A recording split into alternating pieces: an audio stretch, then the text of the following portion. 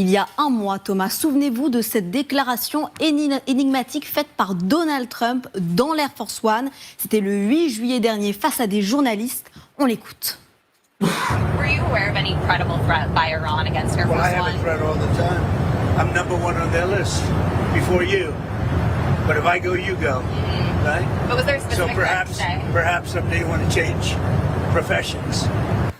À ce moment-là, personne ne saisit ces insinuations. Incompréhension aussi quand Donald Trump annonce qu'il ne rentrera pas aux États-Unis à bord de son nouvel Air Force One, mais de l'ancien, ici à gauche. Officiellement, parce qu'il est plus sécurisé. Aujourd'hui, tout s'éclaire. D'après le New York Times et le Washington Post, ce jour-là, Donald Trump est exfiltré, puis discrètement transféré à bord d'un avion militaire. Au nez et à la barbe de tous, l'opération a été montée en urgence par le Secret Service, sa sécurité rapprochée après une menace iranienne jugée crédible. Mais alors comment? Qu'est-ce qui s'est passé?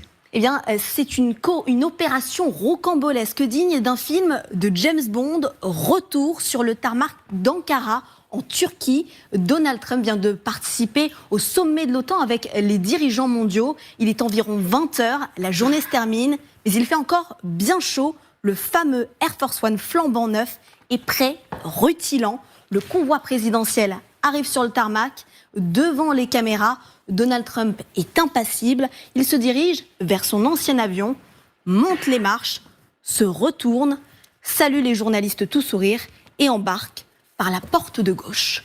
Quelques minutes se passent. Les journalistes du pool, ceux qui le suivent, ainsi que son staff, montent à bord. Un détail les intrigue. On leur demande très vite de fermer les stores. Ils ne le savent pas encore, mais derrière ces fenêtres closes, une opération est en cours. En urgence, l'exfiltration du président est ordonnée. Regardez bien ce camion. On distingue ses roues au second plan.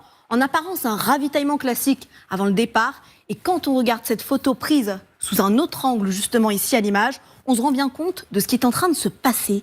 Donald Trump est discrètement exfiltré dans ce camion frigo, un conteneur de restauration d'aéroport, Thomas. À l'abri des regards, celui-ci rejoint un C-32A, l'Air Force 2, un Boeing 757 militaire plus petit. C'est dans cet avion que Donald Trump s'envole finalement pour la Grande-Bretagne. Dans les airs, aucune trace du vol. Le système de suivi est coupé. Le président américain vient donc de disparaître des radars. L'ancien Air Force One, lui, devient un leurre. Il décolle à 20h43 et transporte journalistes accrédités, membres de l'administration. Tous pensent être dans l'avion du président, mais ce n'est pas le cas. Donald Trump s'est fait la belle, allant même jusqu'à tromper sa propre presse et une partie de son staff. Incroyable. Mais pourquoi? Qu'est-ce qui s'est passé? Est-ce que la menace était aussi sérieuse que ça? Eh bien d'abord, la menace immédiate, Thomas. Les frappes entre Washington et Téhéran reprennent. Les négociations viennent d'échouer. Le lendemain, le 9 juillet, les funérailles d'Ali Khamenei, l'ancien guide suprême iranien, se tiennent à Machhad, on les voit ici à l'image. Dans la foule, des millions de personnes scandent des slogans anti-Trump, des pancartes explicites, appellent même à la mort du président. La sécurité de Donald Trump est donc en jeu. Le 8 juillet, les services américains identifient un risque précis contre Donald Trump lui-même et son avion. Et comme le président américain l'a dit aux journalistes, il serait une cible potentielle de Téhéran. Propos confirmés à l'époque par le directeur de la communication de la Maison-Blanche.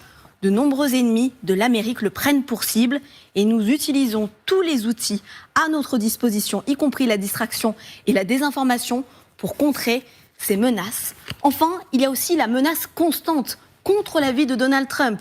2 tentatives d'assassinat en 2024, on s'en souvient. Une lors d'un meeting, la voici, l'autre lors d'une partie de golf. Et puis rappelez-vous de cette dernière attaque déjouée en avril dernier, lors d'un dîner avec des journalistes. Le président américain n'est donc en sécurité nulle part. Il a clairement une cible sur la tête, Thomas. Est-ce que c'est déjà arrivé, ce type d'exfiltration en catastrophe? Oui, mais c'est rarissime. Ce scénario, Donald Trump le connaît déjà. Pendant la campagne présidentielle en 2024, les autorités américaines prennent au sérieux une menace iranienne visant là aussi à assassiner Donald Trump. C'est dans ce contexte qu'il avait laissé son équipe et la presse dans le Trump Force One, lui voyager dans l'avion de Steve Witkoff. Quant aux anciens présidents américains, 2 précédents similaires, il y a 26 ans, Bill Clinton avait secrètement rejoint Islamabad, au Pakistan, dans un contexte sécuritaire particulièrement tendu là aussi. Pour éviter qu'un attentat puisse viser l'avion présidentiel, les services américains avaient mis en place un avion leurre. Bill Clinton décollera à bord d'un appareil banalisé. Enfin, en 2003, pour rejoindre Bagdad, en Irak, le jour de Thanksgiving, George W. Bush avait lui aussi brouillé les pistes. L'ancien président américain avait d'abord rejoint l'Andrews Air Force Base, puis il avait changé d'appareil. Un vol dans un contexte également particulièrement tendu et dangereux. 6 jours avant, un avion avait été touché par un missile à l'aéroport de Bagdad. Merci beaucoup, Esther. Passionnant. Et incroyable, cette exfiltration réussie du président américain. Alors, chaque jour, il y a une histoire, mais celle-là, quand même, il faut le dire, elle est pas mal. Ce type d'exfiltration, qui prend la décision et sur quelle base? À quel moment le président est prévenu? Qui, autour de lui, sait tout ça? Alors, normalement, c'est le Secret Service qui a quand même un contrôle assez important sur le président des États-Unis, même Donald Trump.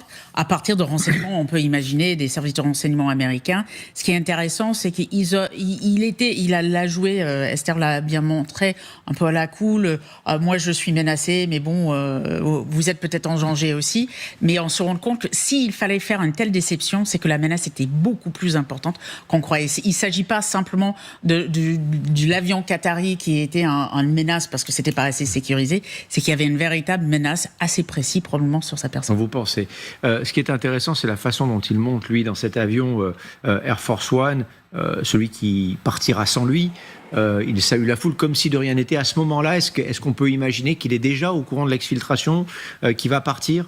Oui. Oui. Oui, parce qu'il fallait le montrer qu'il était dans l'avion, sinon leur marche pas, notamment avec toutes les journalistes qui étaient à bord. Oui, et les journalistes d'ailleurs étaient étonnés parce que d'habitude le président américain parle, vous savez, les conférences de presse, il sort de sa cabine puis il parle aux journalistes. Là, dans le tronçon, donc Ankara, Turquie, donc Londres, il n'a pas parlé. Il a parlé avec le retour évidemment Londres du côté de Washington.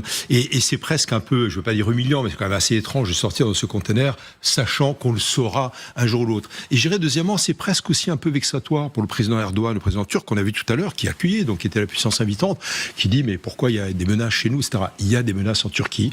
Il y a des menaces, évidemment, contre le président américain. Et par rapport à votre question tout à l'heure, Thomas, c'est évidemment le Secret Service qui prend la décision. Et l'un d'entre eux, moi, j'ai découvert le papier ce matin.